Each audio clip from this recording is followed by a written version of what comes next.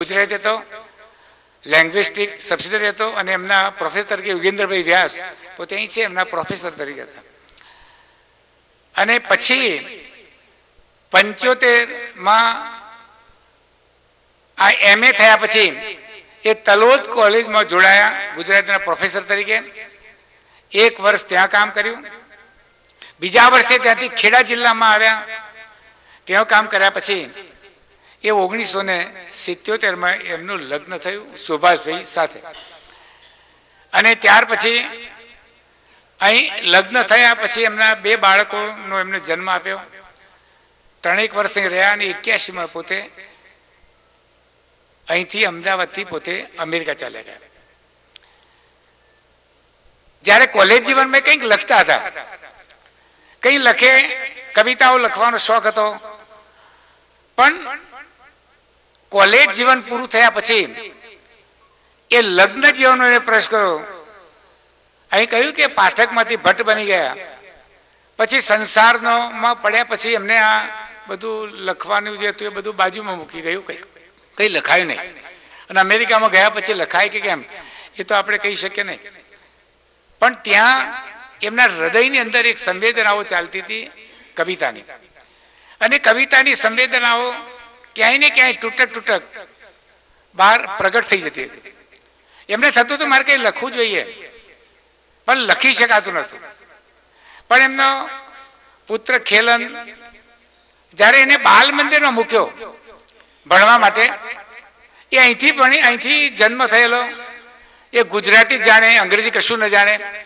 અને બાલ મંદિરમાં ગયો ત્યારે એ પહેલા કોઈ બેનને તે મૂક્યો છે, એટલે એને પાણી ભાઈ પીવું તો પાણી માગે. પાણી સિવાય કે આવડે ને, વોટર આવડે ને. એટલે પેલી બેનને ખબર જ ના પડે કે શું માગે છે. એટલે પેલા બાળક 3-4 કલાક સુધી બેસી રહ્યું, પણ એ પેલા પાણી ના પાયું અને પેલું પી શક્યું નહીં. જ્યારે ગીતાબેન લેવા આવ્યા ત્યારે એમને જોયું કે પાણી માગે છે. ત્યારે ગીતાબેન એને પાણી પાયું અને થયું કે એને મેં અહીં મૂકી ગયો અને હું બહાર જાઉં, મારા બાળકને મૂકી દે. અને એને પાણી પણ પીવું તો મુશ્કેલી, એને કંઈ થઈ, હું કેમ ના સેવા કરું? મારે સર્વિસ નથી કે નોકરી નથી કે મારે મારા બાળકોને સાચવવાના છે. એ માનીને એ પોતે પોતાના બાળકોને સાચવવા લાગી ગયા. અને ત્યાંથી નવો વળાંક આવ્યો. એ નવો વળાંક આવ્યો કે એમને બાળકમાં રસ જાગ્યો કે બાળક સાથે રહેવાથી કેટલો બધો આનંદ મળે છે. અને માતા અને બાળકની જે ભૂમિકા છે એનો એમને ખ્યાલ આવી ગયો કે મારે મધર તરીકે શું કરવાનું છે. અને એક દિવસ એવું પણ બધું બીજો પ્રસંગ બન્યો કે ત્યાંનો એક અમેરિકન ભાઈ પાડોશમાં રહેતો હતો, એના બાળકને ગીતાબેન આપી ગયા કે એને રમાડો. તો ગીતાબેનને રમાડતા હતા, 3-4-5 કલાક રમાડ્યા. પછી સાંજે લેવા આવ્યું ત્યારે એ વખતે ગીતાબેનના હાથમાં $20 આપીને ગયા. ગીતાબેન કે પૈસા કેવી રીતે લેવાય?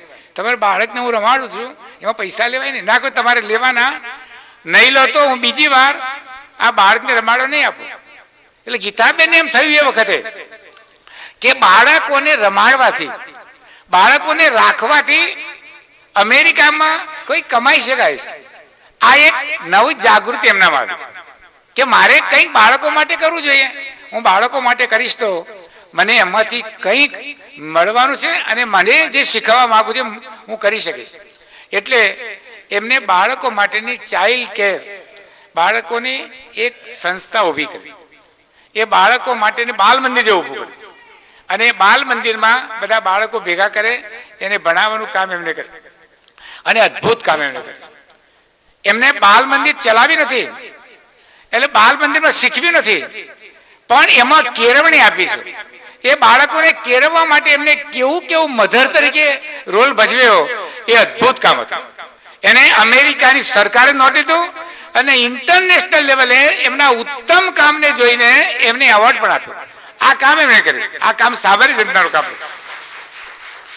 અને એટલે ગીતાબેનને થયું કે મારે બાળકો માટે કંઈ કરવું જોઈએ. અને છેલ્લા 20 વર્ષથી અમેરિકામાં એ ચાઇલ્ડ કેર નામની સંસ્થા ચલાવે છે. અને બાળકોને આ સતત સાચવવાનું. અને કેવું એવા પ્રસંગો એમને કહ્યા, કેવું બન્યું કે એક વાર એક બાળક 3-4 વર્ષનું બાળક પોતાના ઘેર ગયું અને એને મધરે ખાવાનું કઈ આપ્યું તો પેલું બાળક ખાય જ નહીં, બેસી રહેલું. ત્યારે એ અમેરિકન ભાઈએ ગીતાબેનને ફોન કર્યો કે અમારું બાળક ખાતું નથી, તમારે ત્યાં ખાય છે તો કેવી રીતે તમે ખવડાવો છો?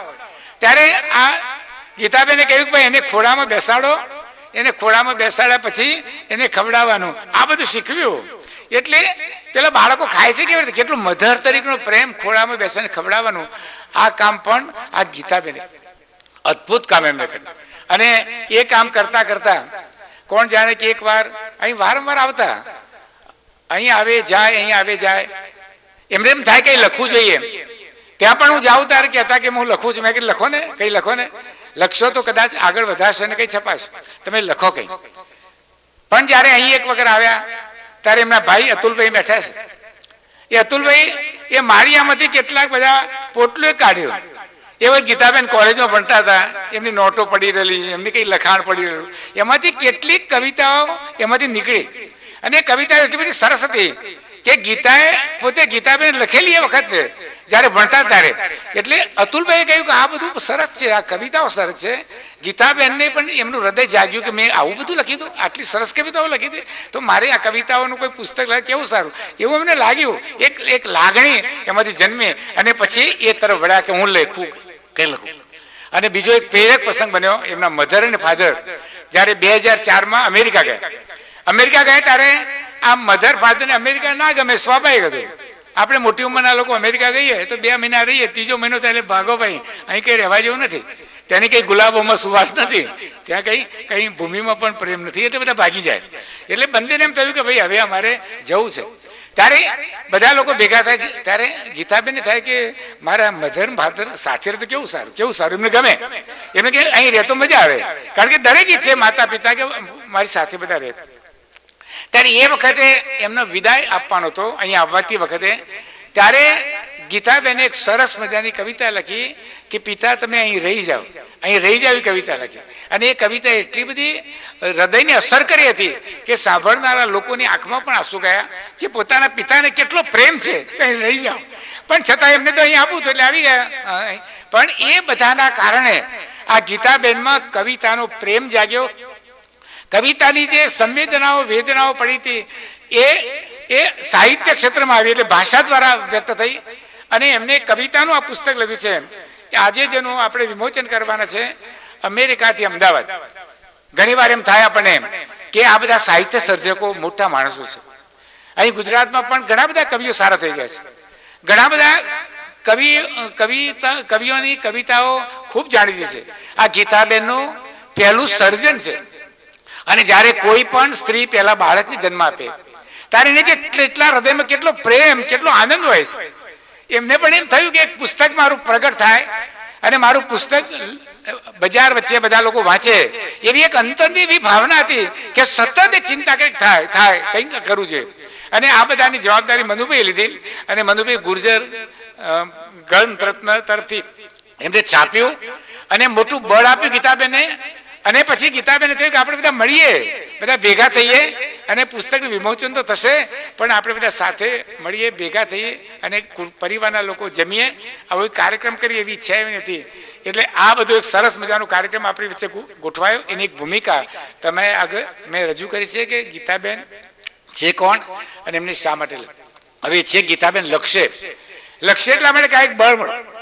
કારણ આવા સમારંભો, આવા કાર્યક્રમો અને અનેક લોકોના આશીર્વાદથી કવિના હૃદયમાં પડેલી અંતરવેદના છે, એ વ્યથાઓ પડેલી હોય છે કે જીવનના અનુભવ હોય છે, એ સાહિત્યના સર્જનમાં આવી જતા હોય છે. એટલે ગીતાબેન બીજું પણ લખશે અને એ લખે એ ઉત્સાહ આપવા માટે આપણે બધા ભેગા થયા છે. અને આપણે ઈચ્છીએ કે વધુ લખે અને ગુજરાતી સાહિત્યને બીજો પણ ગ્રંથ આપે. આ ગ્રંથ માટે ઉપસ્થિત રહ્યા અને મને આજે બોલવાની તક આપી, બદલ સૌનો આભાર અને ધન્યવાદ.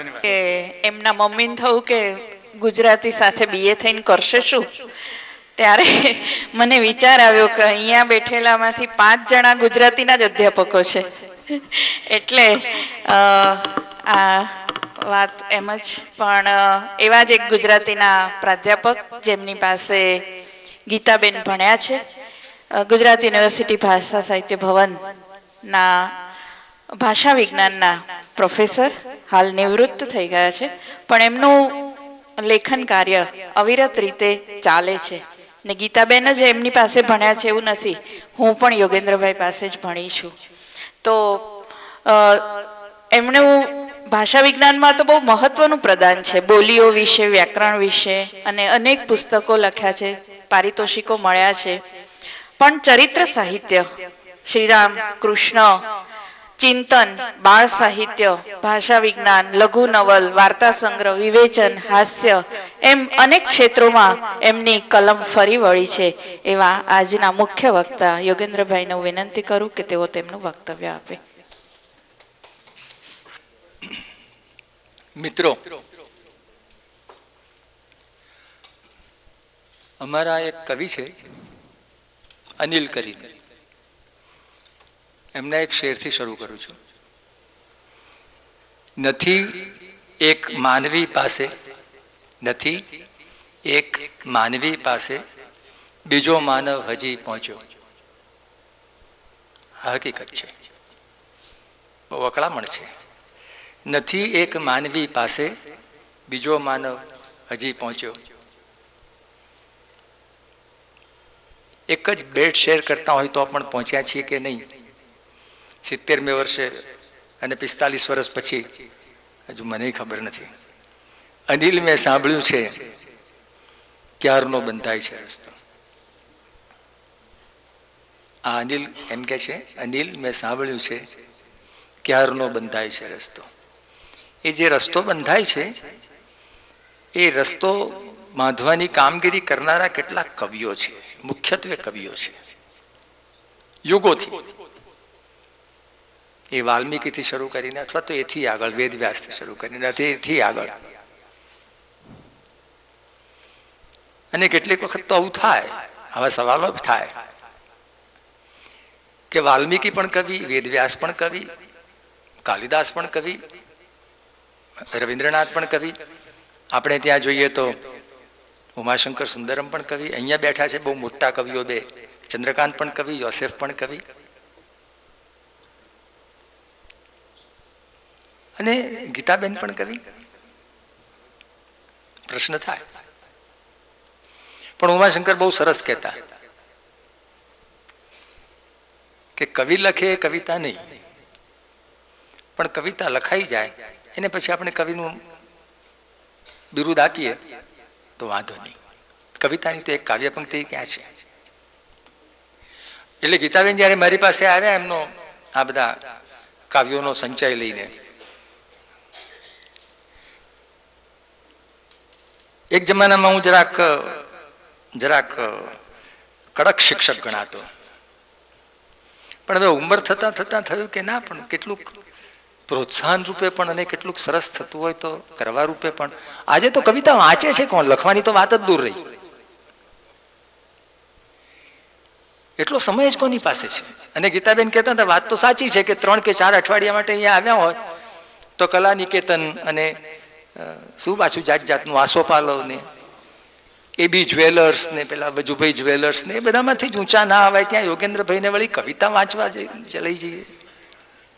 વાત તો સાચી છે. અને બહેનોને તો ખાસ આ હીરાની બુટ્ટીમાં હું કેવી લાગુ છું, આ સાડીમાં. અને આપણે તો દરેક વખતે કે એ સુંદર, કારણ કે ગમે તે સાડી હોય કે ગમે તે હીરાના કાપ હોય, સુંદર જ હોય. સુંદરમ કે છે એમ, તે રમ્ય રાત્રે ને રાત્રિથી એ રમણીય ગાત્રે. એટલે આવી જયારે સ્થિતિ હોય ત્યારે એક છોકરી એમ કે, અને છોકરી પાછી કે આ કવિતામાં હું કેવી લાગુ છું, ત્યારે આપણે રાજી થઈ જાય, અરે વાહ, આ એક નવો વિચાર છે. આ કવિતામાં હું કેવી લાગુ છું, આ હીરાના કાપમાં, આ સાડીમાં, આ સરસ બંગલાની અંદર, આ સરસ આ વરની સાથે હું કેવી લાગુ છું. આવું તો બધો કહેનારા હોય, પણ કોઈક એમ કે આ કવિતામાં હું કેવી લાગુ છું, ત્યારે જરાક આપણને એને પ્રોત્સાહન આપવાનું મન થાય. આપણને થાય કે ના ના, આ કવિતામાં કેવી લાગે છે, જરાક જોઈએ તો ખરા. એટલે કવિતાનું તત્વ ઘૂંટ્યું છે. ચંદ્રકાંત ને કુમારપાળ ને બધા સાક્ષી છે. બચુભાઈ ને ત્યાં બુધવારિયામાં જતા ત્યારથી ઘૂંટ્યું છે.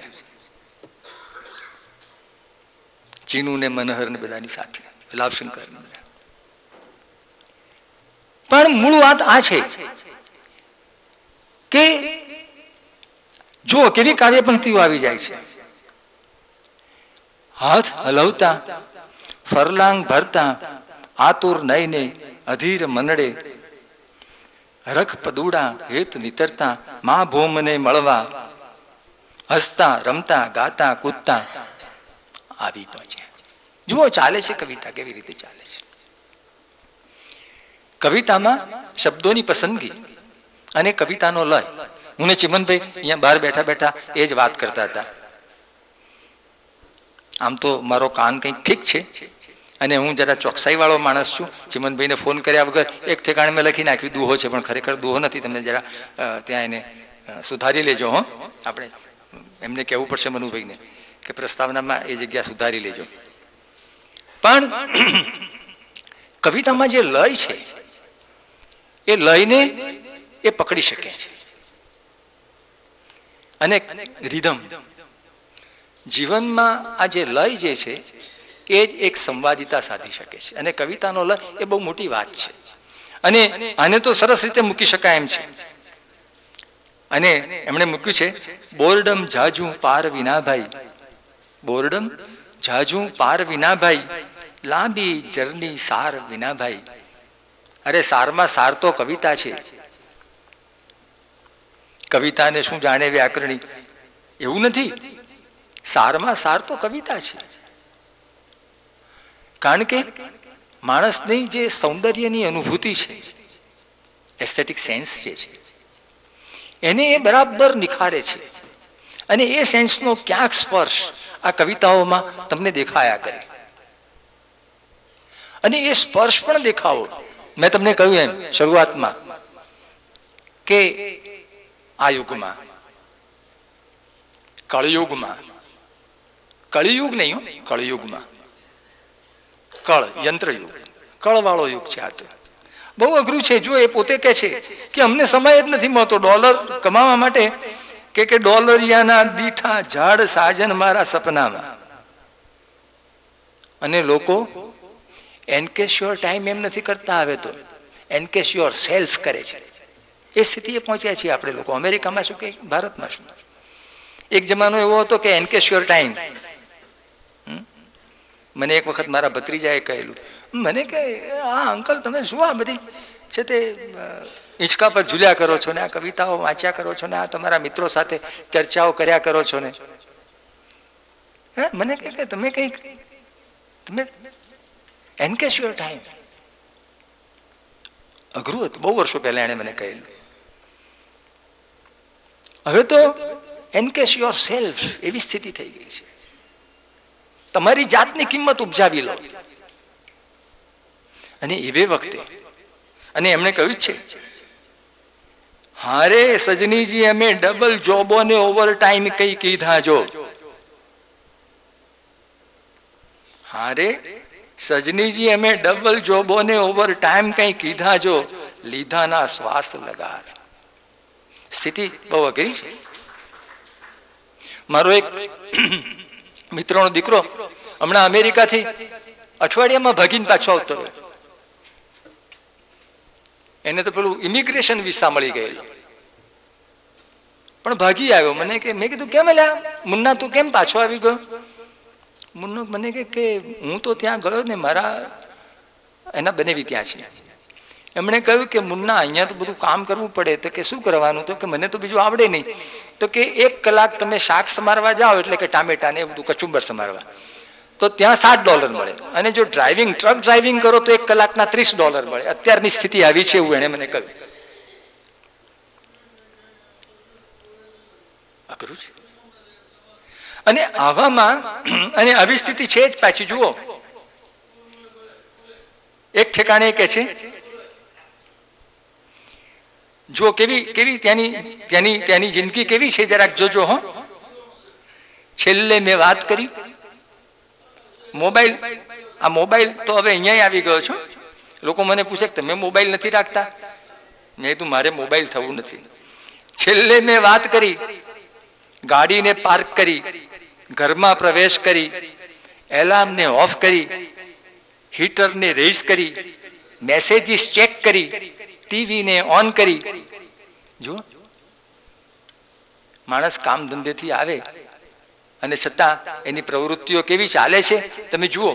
કે છે છેલ્લે મેં વાત કરી, ગાડીને પાર્ક કરી, ઘરમાં પ્રવેશ કરી, એલાર્મને ઓફ કરી, હીટરને રેઝ કરી, મેસેજીસ ચેક કરી, ટીવીને ઓન કરી.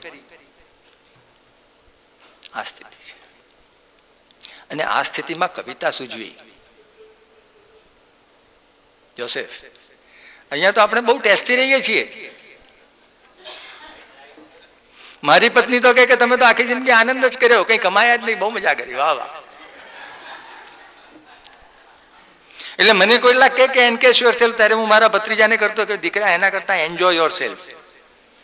એનકેશ યોર સેલ્ફ શું કર્યા કરે તું ગાડા. પણ ના માન્યો એ છોકરો, અઘરો થઈ ગયો. Enjoy your self.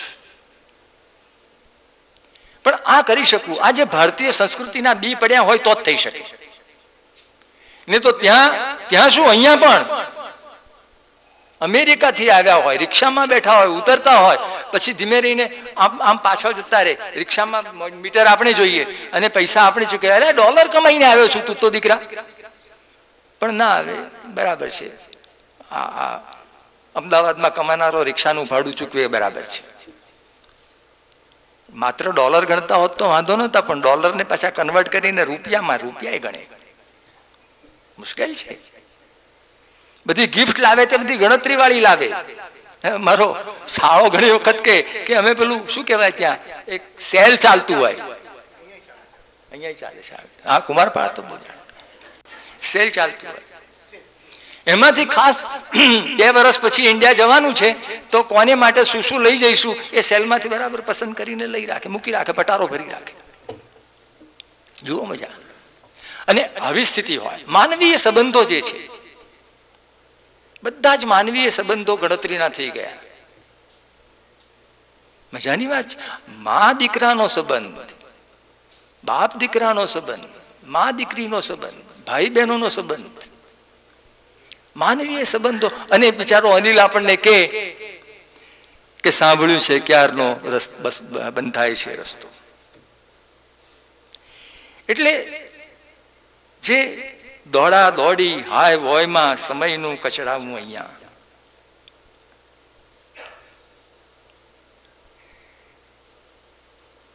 મને યાદ છે મારા બાપુજી, મારા કાકા, મારા મામા વગેરે, અથવા અમારી પેઢી પણ લગભગ કંઈક થાય એટલે કે શ્રી હરિ હરિ હરિ.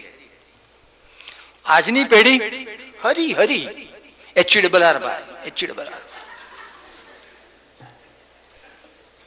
અમે ગુજરાતીમાં હરિ, અમે ગુજરાતી માધ્યમના છોકરાઓ બધા, એટલે હરિ હરિ, જે કંઈક થાય તો કે હરિ હરિ.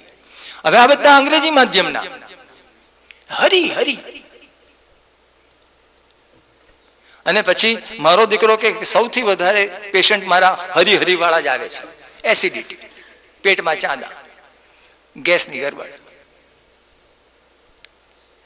એટલે મુશ્કેલ છે. અને એ વખતે કવિતા લખવી. ગુજરાતીઓની જે ખાસિયત છે એ એમણે ત્યાં સાચવી રાખી છે. બધા જ ગુજરાતીઓએ સાચવી રાખી છે. એવું અમેરિકા જનારાઓનો અનુભવ નથી. હમણાં જ અમારા એક મિત્રનો દીકરો સગ્ગી બેનને ઘેર જઈને અઠવાડિયામાં પાછો આવ્યો પોટલા બાંધીને. પણ એમણે કહ્યું છે ખાવું પીવું, ટેસ્ટથી રહેવું, દાણો પાણી હોય ને હોય, અતિથિથી હરખાવું. આ મફતભાઈ એમને ઘેર કઈ અમસ્તા ઓછા જાય. મફતભાઈ હોશિયાર માણસ. અતિથિથી હરખાય. અમેરિકામાં પણ એ સંવેદનશીલતા જે છે, એ માણસ ભૂખ્યા હોવું જે છે. માણસને માણસનું મોં નથી ગમતું. આ ક્યારે જાય? પાછી ચાહ કરવી પડશે. આ જે સ્થિતિ છે, એ સ્થિતિમાં આટલું સંવેદનશીલ હોવું. અને પાછું સંવેદનને પાછો સમ લગાડ્યો અમે તો, સંવેદન હોવું,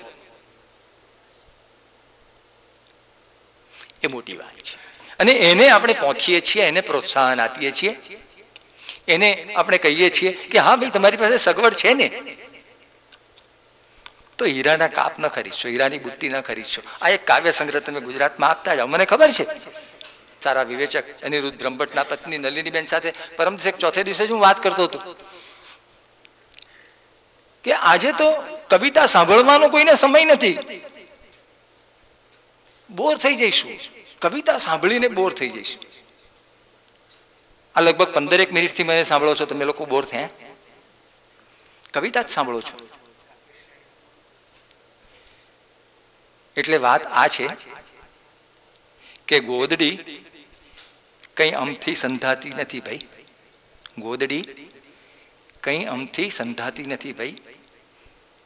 7 પડ વિધીને સોય નીકળે છે.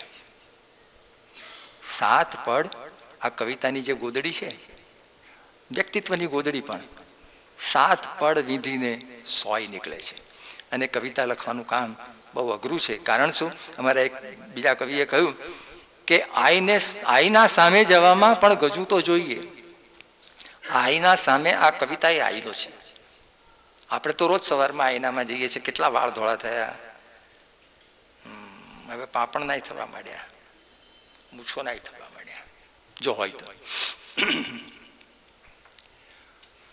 આઈના સામે જવામાં પણ ગજું તો જોઈએ, બિંબ ખુદનું માણવામાં પણ, બિંબ ખુદનું માણવામાં પણ ગજું તો જોઈએ. અને એ ગજું જે છે, એટલે હું કહું છું, કાપડ છોને કાણી પૈનું, કાપડ છોને કાણી પૈનું, અંદર મોંઘી ભાત કબીરા. ધન્યવાદ.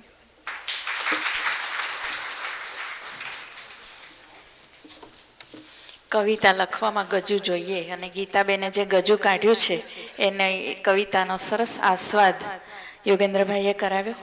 અને એટલે જ આપણે જે સૌની રાહ જોઈ રહ્યા છીએ, ગ્રંથ જન્મોત્સવ, એ જન્મના ઉત્સવની જે રાહ જોઈ રહ્યા છે, એ આપણે હવે એનું આવી ગઈ છે. આમ તો એમ કહેવાય કે ક્ષણમાં જીવે તે માનવી અને ક્ષણને જીવાડે તે કવિ. આવા એક કવિના હાથે જ આ ગ્રંથનું વિમોચન થવાનું છે. આપણા ગુજરાતી સાહિત્યના કવિ શ્રી ચંદ્રકાંતભાઈ શેઠ, જેમને એમની કવિતા માટે નરસિંહ મહેતા એવોર્ડ મળ્યો છે. સાહિત્ય અકાદમી દિલ્હી તરફથી એમના ગદ્યના પુસ્તક ધૂળની પગલી માટેનો એવોર્ડ મળ્યો છે. ગદ્ય અને પદ્ય બંનેમાં બહુ જ સરસ રીતે જેમની કલમ ચાલી રહી છે, એવા ચંદ્રકાંતભાઈ આ પુસ્તકનું વિમોચન કરવાના છે. કવિ તરીકે તો આપણે એમને ઓળખીએ જ છીએ, પણ ચરિત્ર, નિબંધ, પ્રવાસ, વાર્તા સંગ્રહ, વિવેચન, અનુવાદ, અને સૌથી વધારે અમારા માટે ગૌરવની વાત એ છે કે વિશ્વકોશમાં એક સરસ મજાનું કામ તેઓ કરી રહ્યા છે. ગીતાબેનને પણ આનંદ આવે. બાળ વિશ્વકોશનું કામ ચાલી રહ્યું છે અને એ ચંદ્રકાંતભાઈ સરસ રીતે સંભાળી રહ્યા છે. તો ચંદ્રકાંતભાઈને હું ગ્રંથનું વિમોચન કરવા માટે વિનંતી કરું છું.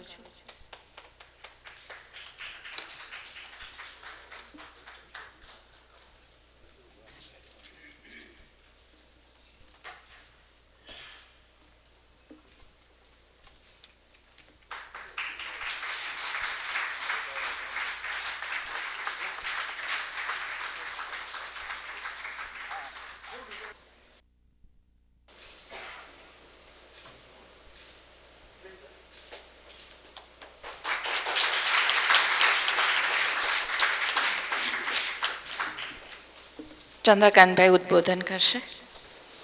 પ્રિય કવયિત્રી ગીતાબેન, સુભાષભાઈ, મંચસ્થ સૌ વડીલો, મિત્રો અને આપ સૌ, જન્મોત્સવ છે એનો આનંદ તો હોય જ, પણ ગર્ભિત વાત એ હોય છે કે તમારું અહીંયા વિમોચન થાય એ પહેલાં ખાનગીમાં વિમોચન થઈ જતા હોય છે. નહીં તો મેં વાંચીએ નહીં તો બોલીએ શું. એટલે મેં જાણી જોઈને મેં કીધું આ પહેલાં બોલી લે તો પછી હું ચોપડી કાઢું, નહીં તો મારે કઢાય નહીં, કારણ કે મેં તો વાંચી લીધી હોય વિમોચન થતાં પહેલાં જ. એટલે બહુ સારું થયું, એક વિમોચન થયું.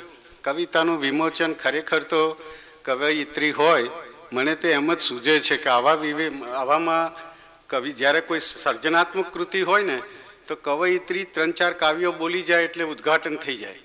એટલે આવો કોઈ એક આચાર પ્રવેશાવો તો વધારે સારું. સારો ગદ્ય હોય તો કવિ એ ગદ્યકાર બોલે સરસ રીતે, 5-15 પાના વાંચે, સાંભળે, એના જેવું ઉત્તમ એકે નહીં. અમે બધા વચ્ચેના દલાલો કહેવાઈએ, એ દલાલોથી બહુ કામ ના થાય. પણ મને આનંદ એ છે કે આ એક સરસ સેતુ છે. એમને એક રચના કરી છે, કાનવ સેતુ બાંધું શબ્દોથી અમેરિકાથી અમદાવાદ. હવે એ બધું છંદમાં અમુક રીતનું છે. હવે કાનવ સેતુ બાંધું શબ્દોથી હું શા માટે સેતુ ના બાંધું, આવું એમણે પોતે કાવ્યમાં કહ્યું છે. અને એ સેતુ કયો? અમેરિકાથી અમદાવાદ. હવે તમે જુઓ, અમદાવાદથી અમેરિકા નહીં, પણ અમેરિકાથી અમદાવાદ. એટલે એમનું લક્ષ્ય અમેરિકા ગયા પછી અમદાવાદ રહે છે. પણ જ્યારે ભાષા દ્વારા સેતુ બંધાય છે એ પણ બહુ મહત્વનું છે, ને તે ગુજરાતી ભાષા દ્વારા. મારી એક સમજણ એવી છે, ગુજરાતી ભાષાના બચાવ માટે સરઘસો નીકળે તો આપણે કંઈ ના નથી પાડતા, અમે જતા હોઈએ છીએ. પણ સવાલ એ છે કે તમે ઉત્તમ પ્રકારે ભાષાનો પ્રયોગ કરો, આગ્રહપૂર્વક પોતાની ભાષા વાપરો, તમે સરસ રીતે ભાષાની અંદર કામ કરતા રહો, તમારા વ્યવહારો પણ બને તેટલા શુદ્ધ રીતે પોતાની ભાષામાં થતા હોય, આનાથી મોટો પ્રચાર નથી. અને ખરી વાત તો એ છે કે ભાષામાં જ્યારે સર્જનાત્મક કામ થાય ત્યારે જ સૌથી વધારે ભાષા પ્રભાવશાળી, બળવાન બને છે. ખરો પ્રચાર ભાષાનો સર્જકો પેદા થાય એમાં છે. અને હું ઈચ્છું કે અમેરિકામાં પણ ભાષાના પ્રચાર કેન્દ્રો વધે. માત્ર ભાષાના ભાષણો નહીં, ભાષણોથી કાંઈ કામ નથી થતા. બિલીવ મી, તમે વર્કશોપો કરો, અને તે પેલા ચાલુ માણસોથી નહીં, ખમતીધર માણસોથી. કારણ કે ચાલુ માણસોનો ભારે ભરાવો છે અત્યારે ગુજરાતી સાહિત્યમાં, તમને ડગલે ને પગલે મળે. પણ જે સાચા માણસો, આમાં અત્યારે વધારેમાં વધારે આપણા જમાનાને જરૂર હોય અત્યારે તો સચ્ચાઈની છે. તો સાચા જેને રામ જોયો છે એને સોંપો રામનું કામ કરવા માટે. તો એવા માણસો દ્વારા તમે જો સર્જનાત્મક કેન્દ્રો ત્યાં ઊભા કરો તો બહુ મોટું કામ થાય. આ બેનના માટે મને માન એટલા માટે છે, અલબત્ત એમને બહુ સારા સાહેબો અહીંયા મળ્યા.